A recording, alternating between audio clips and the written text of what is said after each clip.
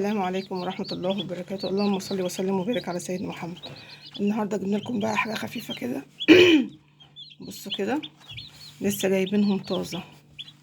بصوا، هم لسه جايين من بره وسقعانين طبعا. احنا بس مدفينهم برضو بأقل الامكانيات، كرتونة برضو كده لحد ما ان شاء الله ما يكبروا شوية. وان شاء الله ما برضو مع بعضنا ان شاء الله واحدة واحدة هنديهم التحصينات بتاعتهم ومع بعضنا.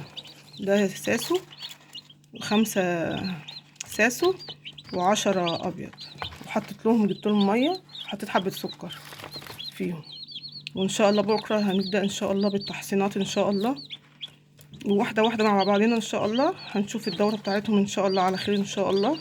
طبعا دوره الابيض غير دوره الساسو، فممكن بعد بس ان شاء الله يعني يكون ربنا سهل يعني. معلش يا جماعه بس النور قطع.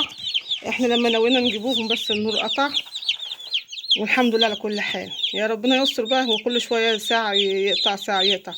فانا مش عارفه ان المشكله عندي، كنتش بربيهم عشان برضو النور كان بيقطع ساعتين وبيبقوا عايزين دفا. فانا مش عارفه والله. طبعا مفيش امكانيات زي المزرعه بس طبعا، الدفايات والشفاطات والكلام من ده. طبعا التربيه المنزليه غير تربيه المزارع. فان شاء الله ربنا يسهل كده، على قد ما نقدر هن اهو النور الحمد لله. اللهم لك الحمد لك الشكر، النور جه. طب تمام كده. الحمد لله.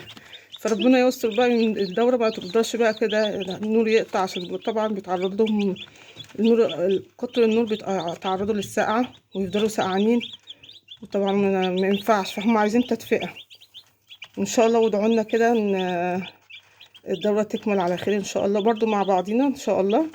النهارده جايبه كتكوت الابيض ب34.